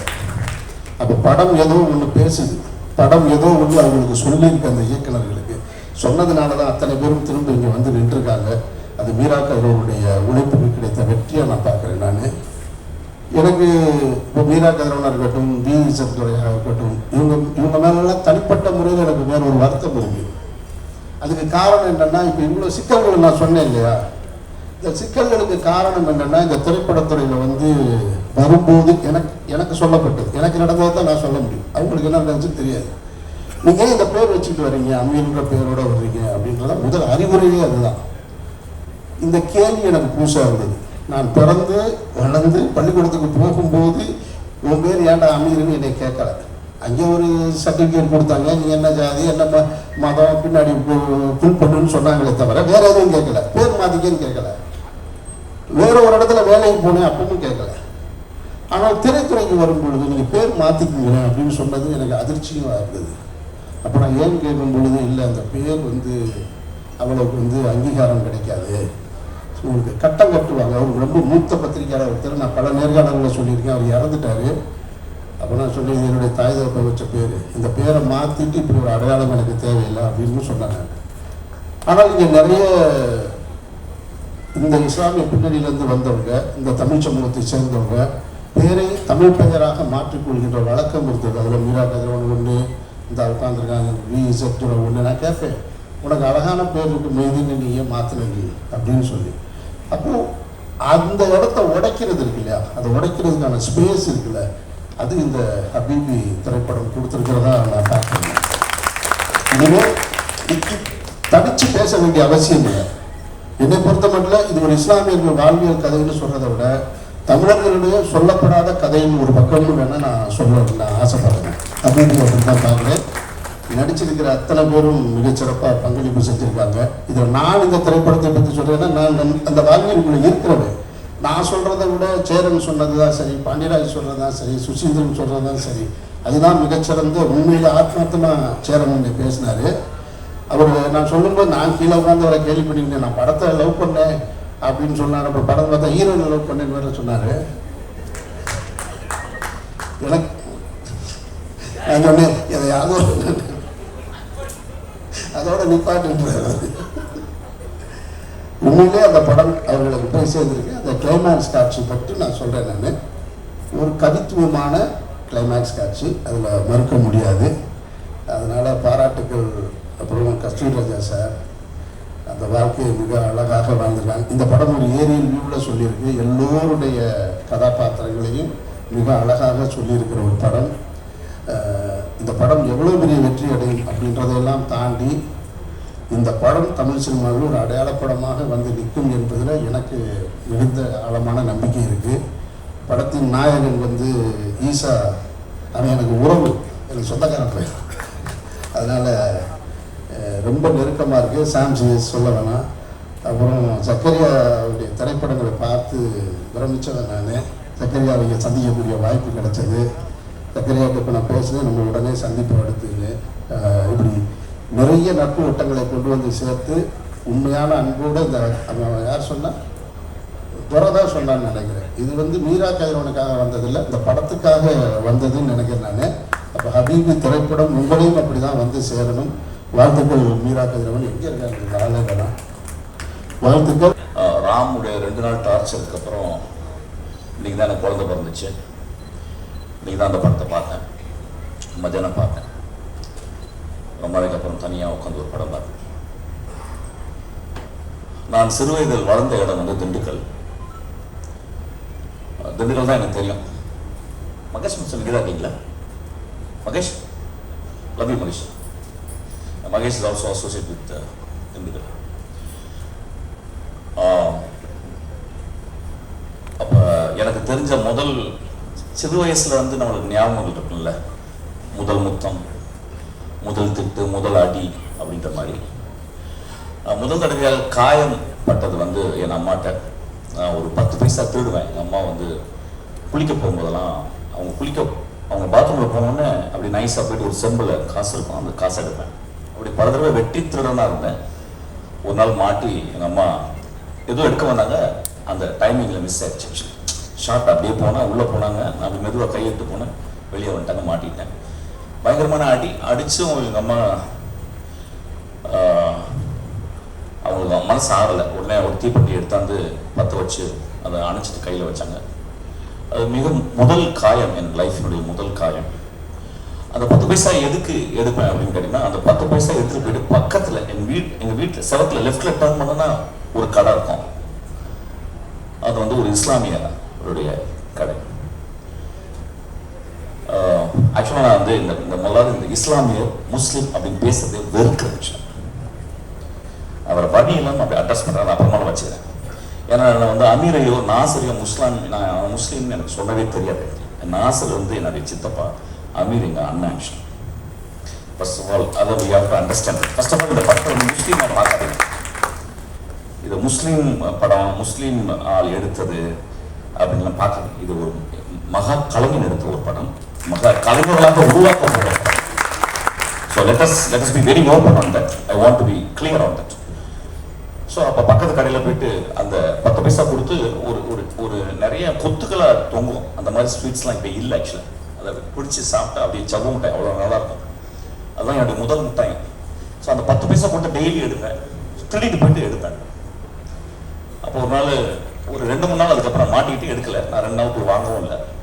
ரொம்ப வறுமையான குடும்பம். அப்போ அந்த நல்ல கண்ணு பெருசாக இருக்கும். ஒரு ஐ திங்க் 6 அடி நான் பார்த்த முதல் ஆம்பளைன்னு சொல்லுவேன். அவர் ஆக்சுவலாக உயரமாக இருப்பார், பெரிய வழக்க, கண்ணு வந்து அப்படியே அவ்வளோ பெருசாக இருக்கும், பெரிய நெற்றி. என் வாழ்க்கையில் பார்த்த நான் மிகப்பெரிய ஒரு ஜாம்பா. இன்னும் மறக்கவே இல்லை. ஆக்சுவலாக இறந்து போயிருப்பார். இறந்து நேரம் மண்ணோட மண்ணை மக்கி போயிருப்பார். அவர் 3 நாளுக்கு அப்புறம் என்ன கேட்டார், என்னடா சண்முகா, என் பேர் சண்முகராஜா, எங்கள் அப்பா பேர் வச்சு மாற்றிட்டேன். ஆக்சுவலாக ஏன்னா சண்முகா, நீ வந்து அந்த முட்டாய் வாங்க வரலையா? நான் அப்படியே ரொம்ப அமைதியாக போட்டேன். அவர் எப்படியோ வீட்டுக்கு போயிட்டு எங்கள் அம்மாட்ட கேட்டார் போல, ஓ உங்கள்கிட்ட வாங்க திருடுறதுக்கு தான் இங்கே திருடினானா அப்படின்னு எங்கள் அம்மா சொல்லிட்டாங்க போல. ஒரு 2 நாள் கழிச்சு ஒரு நாள் வீட்டுக்கு கூப்பிட்டாரு. அது பின்னாலே வீடு. அது வீட்டில் போனோம், எனக்கு ஒன்றுமே தெரியாது. வீட்டில் போனால் ஒரு பெரிய தட்டு இருந்துச்சு. அதை சுற்றி ஒரு 5-6 பேர் உட்காந்துருந்தாங்க, அவங்களுடைய எல்லா சொந்தமும் உட்காந்துருந்தாங்க. அப்போ நடுவில் சாப்பாடு போட்டு அந்த குழம்பெல்லாம் உருட்டி ஒரு உருண்டை ஊட்டி என் கையில் கொடுத்தாரு. அதை நான் சாப்பிட்டேன். சாப்பிட்டுட்டு சொன்னார், நீ என்கிட்ட கேட்டிருந்தா நான் உனக்கு வந்து கொடுத்துருப்பேன் அந்த முட்டாயன்னு சொன்னார். அவர் கொடுத்தது வந்து எனக்கு வந்து அன்னம் மட்டுமல்ல, அறிவும் கொடுத்தாரு, கருணையும் கொடுத்தாரு. அதான் என்னுடைய வாழ்க்கையில் நான் முதல் சந்தித்த முதல் புத்தர்னு சொல்லுவாங்க. ஆக்சுவலி நண்பர்களே, எனக்கு எப்பவுமே ஒரு கேள்வி இருக்கு, எது நல்ல படம், எது கமர்ஷியல் படம், எது பார்க்க வேண்டிய படம், எது ஓடக்கூடிய படம், எது ஓட வேண்டிய படம்னு இருக்கு.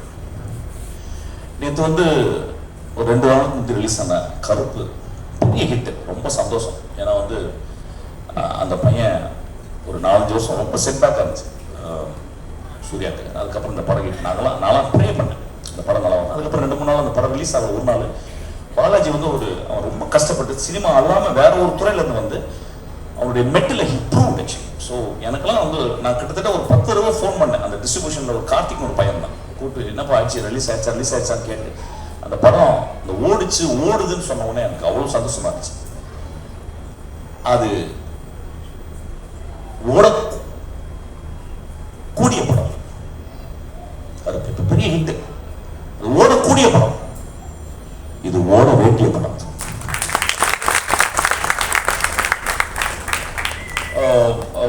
நிறைய நண்பர்கள் சொல்றாங்க, ஆனா நீ என்ன பேச போறேன்னு எனக்கு நிஜமா தெரியாது, என்ன பேச போறேன்னு தெரியாது, இன்னும் தெரியாது, அடுத்த வாரம் தெரியாது. நான் ஏதோ உள்ளத்துல இருந்து எரிஞ்சு பேசணும்னு ஆசைப்படுறேன்.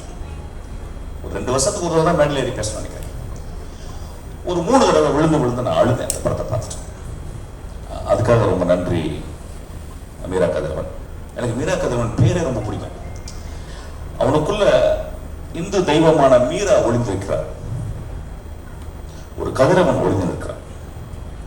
அவன் முஸ்லீம் அல்லையா, அவன் தான் முழுமையான இந்தியனா, அவன் முழுமையான தமிழனா.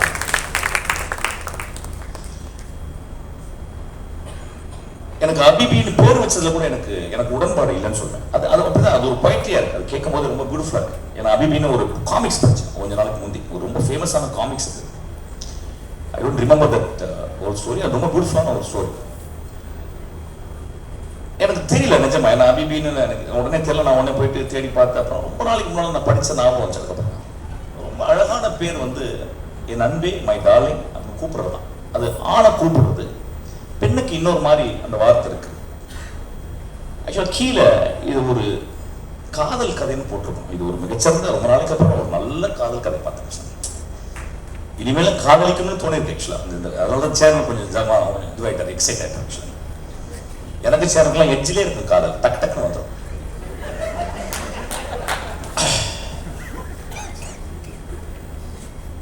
மீரா கதிரவன் வந்து ரொம்ப வருஷமா பார்த்துக்கிட்டே இருக்கேன். அவன் வந்து கதவை தட்டிக்கிட்டே இருக்கான். ஒரு கலை சோம்பேறி அவன் ஆக்சுவலா. எப்படின்னா வந்து அவனுக்கு ஒரு மமதை, அவன் ஒரு எழுத்தாளன். அதனால நான் இப்படி தான் எழுதுவேன், நான் இப்படியாப்பட்ட படங்கள் தான் பண்ணுவேன், அதை நீங்க பார்க்கணும்னு சொல்ற ஒரு ஆள். நிறைய தடவை அப்படியே பண்ணிட்டே இருப்பான். இதுப்பான் ஒரு வருஷம், ஒரு 12-15 வருஷம் வச்சு காணாம போயிடுவான். அப்புறம் ராம்கிட்ட வருவான், என்கிட்ட வருவான், பேசுவான். பட் அவன் பேசிக்கலாகவே is a writer, because he came from ஒரு மலையாள எழுத்து உலகத்துலேருந்து அவன் வந்த மனுஷன். அதுதான் இன்னைக்கு வந்து நீ இவெல்லாம் வந்திருக்கா, என் தங்கையெல்லாம் வந்திருக்கா. பேர் மறந்துடுவேன், மன்னிச்சுக்க, அவ ஓட்டிடுவான். ஏன்னா பேரை ஞாபகம் வச்சுன்னா அடுத்த வார்த்தை மறந்துடுவேன், சாரி, மன்னிச்சுங்க. ஸோ மீரா எப்பொழுதுமே தான் எல்லாரும் கூட நல்லா படம் எடுக்கிறவன்னு அவனுக்கு தெரியும், அப்படி நினைச்சுப்பான் ஆக்சுவலாக. ஏன்னா படம் ஆரம்பிக்கும் போது எனக்கு பிடிக்காத ஒரு வார்த்தை மீரா கதிரவன் படைப்பு அப்படின்னு போட்டான் ஆக்சுவலாக. நான் வந்து படத்தை ஆப்ஷன் படையெல்லாம் நினச்சேன். வந்துட்டு நேரம் வந்து நல்லா நினச்சிப்பா, படம் சூப்பராக இருந்துச்சுப்பா. அப்புறம் கடைசியிலையும் போட்டான் மீரா கதிரவன் படைப்பு. நான் எதிர்பார்த்தேன், இதுவா இல்லை கடைசி இருட்டுக்கு அப்புறம் அவன் எடுத்திருக்கான்னு சொல்லிட்டு. ஸோ எப்பொழுதுமே அவனுக்கு வந்து ஒரு ஒரு ஒரு ஒரு எப்படி சொல்றது, ஒரு வித்யா கர்வம் எப்பொழுதுமே இருக்கும். அது ரொம்ப பாராட்டு, அது ஒரு கிளாப் அடிப்பேன் எனக்கு ரொம்ப. ஏன்னா அவன் என்னைக்குமே வந்து முன்னா வந்து அந்த படத்தை வின் பண்ணி ஒரு எப்படியாவது ஒரு பங்களா வாங்கிடணும், ஒரு பெரிய ஒரு கருப்பு கலர்ல ஒரு கார் வாங்கிடணும் அப்படி என்ன இல்லை. அவன் ஏதோ ஒரு இலக்கியம் அவனுக்கு அந்த வெறிநாய் கட்சிச்சு. இலக்கியன்றது வெறிநாய் மாதிரி, அது கட்சிச்சுன்னா வந்து உங்களுக்கு ஊசியே போட முடியாது. எத்தனை ஊசி போட சாகுற போது எடுத்து பச்சைதான். அந்த ஒரு இலக்கிய வெறிநாய் அவனுக்கு கடிச்சிருச்சு. So he wanted to really explore that medium and he wanted to write something noble. Noble. He tried his best. All his other movies, he tried his best. Nagore Hanifa பற்றி இந்த படத்தில் மென்ஷன் பண்ணுறாங்க. இந்த படத்தில் அவர் தான் டெடிகேட் பண்ண நினைக்கிறேன். ஐ திங்க் அது போட்டிருக்கானு தெரியல. நாகூர் அனிஃபா டெடிகேட் பண்ணிருக்கலாம். நான் நாகூர் அனிஃபாவை நான் வந்து அவர் பாடி நான் கேட்டிருக்கேன் திண்டுக்கல்ல. ரொம்ப பியூட்டிஃபுல்லான நான் கேட்ட ஒரு எக்ஸ்ட்ராடனரி. எத்தனை நிறைய பேர் தமிழ் சினிமாவில் காதலை தொட்டிருக்கோம். அதில் ஒரு விரசம் வந்துகிட்டே இருக்கும். அதில் ஒரு ஆசை இருக்கும். ஒரு ஆசை, ஒரு விரசம், ஒரு தான், ஒரு சுயம். எனக்கு நீ எப்படிலாம் எனக்கு தாண்டி அப்படின்றதெல்லாம் இருக்குமா? இதுல முழுக்க இந்த காதல்ல, இந்த படத்தினுடைய காதல்ல சாக்ரிஃபைஸ் மட்டுமே இருக்கு. வச்சு நான் உன்னை நேசிக்கிறேன். ஒரு காதல் புரிஞ்சது.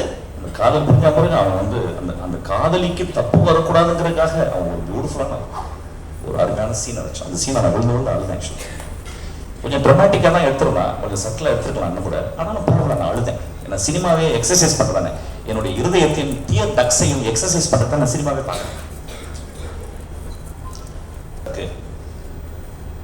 அல்லாஹ் லேசாக்கிடுவார் அப்படின்னு சொல்லிட்டு நண்பர்களே, நம்ம எல்லோரும் இந்த சிவனும் இந்த கிறிஸ்துவும் இந்த புத்தனும் அந்த மகா அல்லாவும் லேசாகட்டும். நன்றி. கொஞ்சம் அதிகமாக தட்டலாமே, அதுக்கு ஒரு காரணம் இருக்கு. நல்லா போதுமானவன், இதுக்கும் தட்டலாம்.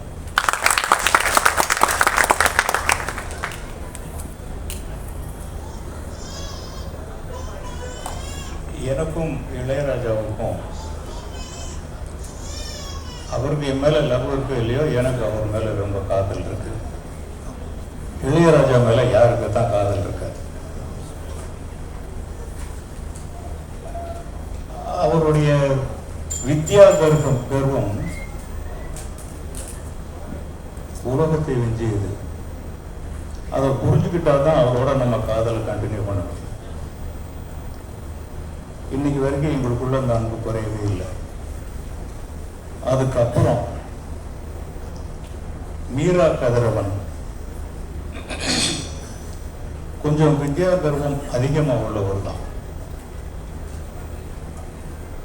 அவரோட எனக்கு தீரா காதல் இருக்கு. இது இன்னைக்கு தான் சொல்றேன் இந்த மேடையில், அவருக்கு இது வரைக்கும் நான் சொல்லலை. அவர் மாதிரி ஒரு இயக்குனரை பார்க்கறது சுலபம், ஒரு எழுத்தாளரை பார்த்துடலாம், ஒரு மேக்கரை பார்த்துடலாம், ஒரு உழைப்பாளியை கூட பார்த்துடலாம், ஒரு மனுஷனை பார்க்கவே முடியாது. அப்படி ஒரு மனுஷனை நான் பார்த்தேன்.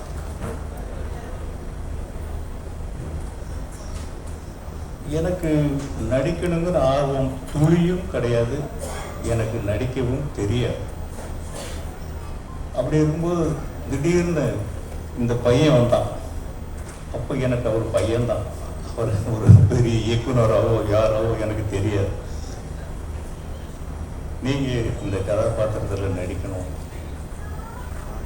நான் சிரித்தேன். இது எப்படியா நான் உங்கள் மைண்டில் வந்தேன், எனக்கு நடிக்க தெரியாது. என்ன சார் நீங்கள் இத்தனை படம் பண்ணியிருக்கீங்க, எவ்வளோ பேருக்கு சொல்லி கொடுத்துருக்கீங்க.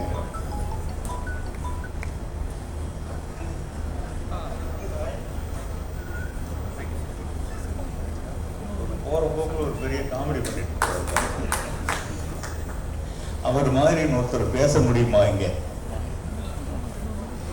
நான் சொன்னேன், சிரிச்சுட்டு நான், இந்த கெட்ட ஐடியா உங்களுக்கு யார் கொடுத்தது? எனக்கு நடிக்க தெரியாது. அப்போ சொல்கிறார், என்ன சார் நீங்கள் எவ்வளோ படம் பண்ணியிருக்கீங்க, எவ்வளோ பேருக்கு நீங்கள் சொல்லி கொடுத்துருப்பீங்க, எவ்வளோ பேருக்கு வாங்கியிருப்பீங்க, நடிகர்களில் வந்து சிவாஜி கணேசனோட வேலை செஞ்சுருப்பீங்க, உங்களால் முடியும்னு அவர் சொல்கிறார். என்னால் முடியும் என்பதை நான் சொல்ல வேண்டும். மற்றவங்க அப்புறம் நான் எனக்கு கொஞ்சம் கோபம் வந்துட்டு, நான் ரொம்ப கோபக்காரையா, உங்களால் என்னை வேலை வாங்க முடியாது, தயவுசெய்து நீங்கள் தப்பிச்சு பொழைச்சி போயிடுங்கன்னு சொல்கிறேன். படம் பாதியில் நின்றுடும் போயிடுங்கன்னு சொல்கிறேன்.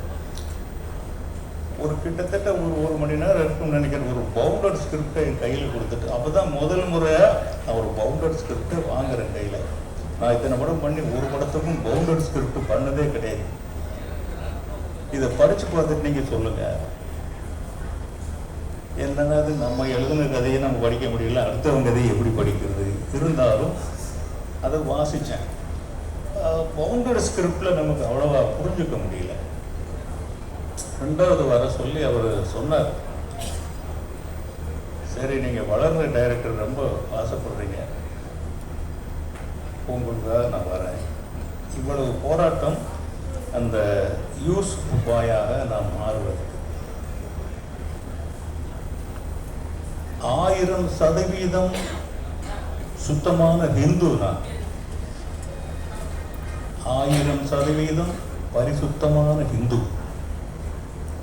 வேறு எந்த மதமோ, வேறு எந்த சக்தியோ, வேறு எந்த மொழியோ என்னை மாற்றி விடவே முடியாது. ஆனால் மீரா கதிரவன் என்னை மாற்றினார்.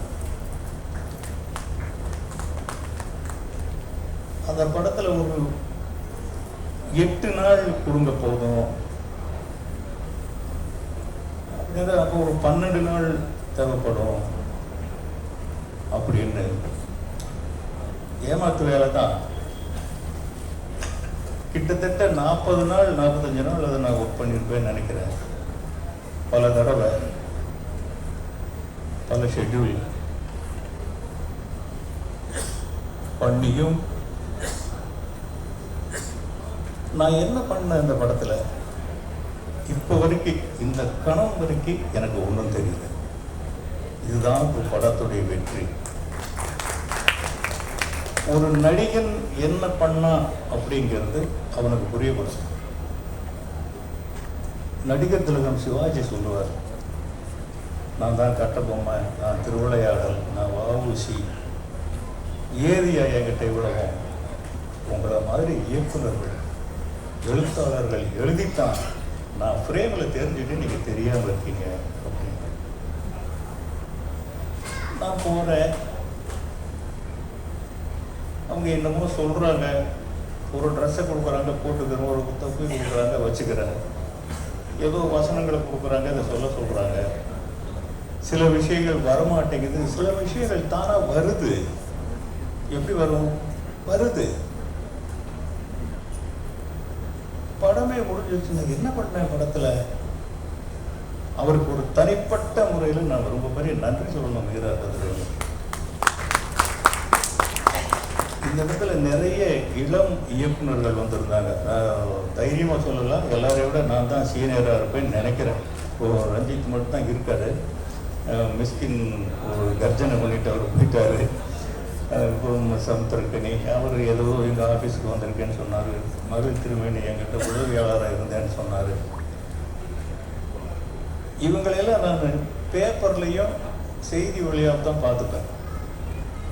ஒரு துருப்பிடிச்சு இருந்த என்னை கொண்டு வந்து அவங்க முன்னால் அறிமுகப்படுத்தி அவங்க வாயால் என் பேரை சொல்ல வச்சு, இந்த ஒரு நிகழ்வு எனக்கு ஒரு மறு பிறவி மாதிரி இல்லை. இதுக்கு மீரா கதிரவனுக்கு நான் நெருங்க நன்றி சொல்லணும். அந்த படத்தில் அவ்வளவு நாள் கிட்டத்தட்ட அந்த ஒரு 40 நாள் ஒர்க்கை ஒரு 2 வருஷத்தில் பண்ணியிருப்போம்னு நினைக்கிறேன். 2 வருஷம் அந்த ஸ்கிரிப்ட் தான், அந்த வசனம் தான். அதில் நடிக்கிற ஆளுங்களுக்கு கூட முழுசாக எனக்கு தெரியல. அந்த பையன், அந்த தம்பி ஹீரோ மட்டும் அடையாளம் தெரியுது. மற்றவங்களை யாரையுமே அவங்க நிறைய காட்டலை எங்ககிட்ட. கதாநாயகிகள்லாம் நான் பார்க்கவே இல்லை இது வரைக்கும். அது அவங்களே மறைச்சு வச்சுக்கிட்டாங்க. இவ்வளவு நாள் இருந்தும் அதுக்கப்புறம் டப்பிங் கூப்பிடுறாங்க. டப்பிங் போய் பேசுகிறோம், சிலது வர மாட்டேங்குது, அதுக்கு ஒரு தடவை சொல்லி கூப்பிட்றாங்க. அது வருது, பண்ணுறோம். இன்னைக்கு காப்பி ரெடி ஆயிடுச்சு. மியூசிக் டைரக்டரை பற்றி நானும் அவரும் நிறைய பேசிக்கிட்டே இருக்கோம். நான் மீரா கதிரவன் எதனால சொல்லணும்னா, பெரிய போராளி. அவர் சேலஞ்ச் பண்ணுற ஆளுங்கள்லாம் பார்த்தீங்கன்னா நம்பர் 1 ஆளுங்களாக தான் இருக்கும். இன்னும் இந்த இடத்துல ஒரு வருத்தத்தோட ஒரு விஷயம் சொல்கிறேன். அது ஒரு இஸ்லாமிய குடும்பங்களுக்கு செய்த தொண்டு தான் அது. அது ஒரு சினிமா இல்லை. ஆனால் அவருக்கு உதவிகள் மறுக்கப்பட்டதெல்லாம் இஸ்லாமிய சமுதாயத்திலிருந்து தான். இந்து சமுதாயங்கள் நிறைய அவருக்கு உதவி பண்ணாங்க. இது அவரே சொல்லியிருக்காரு. கண் கூடாக நானும் நடந்து வந்து சென்னைக்கு வந்தேன். சென்னைக்கு முதல்ல வரும்போது பார்த்தாக்க சென்னை வந்துருச்சு, இரவு 10 மணி. சென்னைன்னு போர்டு பார்க்குது.